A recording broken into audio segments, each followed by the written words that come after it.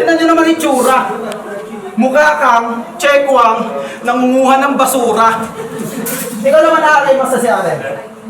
Ikaw naman natin, gago ka ba? Yung nangunguha ng basura, kinuha mo pa? Ng puta. Pero gets ko naman kung bakit ganon. Kinuha yung nangunguha ng basura kasi nga patakon.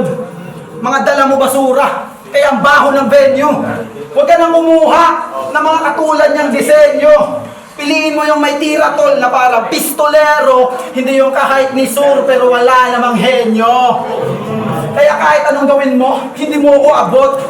Mas matalino pa ako sa lolo mong panot.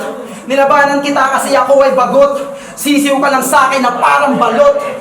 Tapos magyayabang pa yan na siya yung nauna sa larangan. Ang nakakatawa pa dyan, manunumbat ng ambagan. Ang tanong ko naman, yung pakikunasan. Yung mga marurumi nyo ugali, pakipunasan.